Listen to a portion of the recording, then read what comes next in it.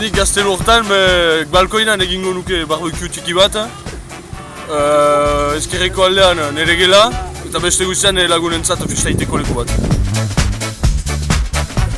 Berenik gazte topagune bat egin, denak noieteko, eta gero garro gune horrekin laborantza hainitz unkaitan la bian, ikusten zara. Lehen bailean gazte topagune bat egitea. Ni gaztelua suntsiko nuke, eta gero beste gauz bat egin ez dakit etxeak edo lako gauzat. Mendiemeko, lekorneko tipo entzat, eta ez dakit, bat ere nik suntsiko nuke eta beste zerbait egin gero.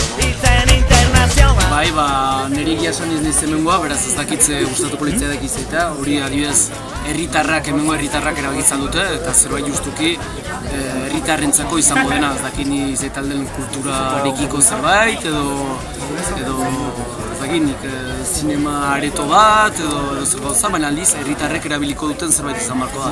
Beraz, herritarrek erabakitzea zeitzen nahi duten, eta jazta, baina ez izaitea esaltzea enpresa pribatu bat eri, egiteko adibidez, bostizarretako hotel bat hori, eta hori anztea, baina aldiz herritarrei guztea erabakia zer egin nahi den hor barruan. Gaurkoa leku polita da eta edozein egirentzat, olako lekuak bikainak litaizke autoformakuntzarentzat, eta egitar hainitzek badokite hainitz gauza, eta usaian ez dira transmititzen horiek. Beraz berdin, une hainitz erabiltzen handira hor, gela bakots, formakuntza bereziak, egitarrei erakatsi zaien jakitateak, eta olako trukak eta gune bat irakatzen alda. Hemengo gazteluan, gajo lekuntan, ez dakit gazten dako lokal bat, edo lekorneko gazten dako lokal bat, eta ere laborantzan ari diren pertsuen dako, horretan untsa baliatzen da, leku polita eta gauzapezak nahi badu, itlan dira gauza honak hemen. Maitatzuko nuke, sakan nuke idat, izatea.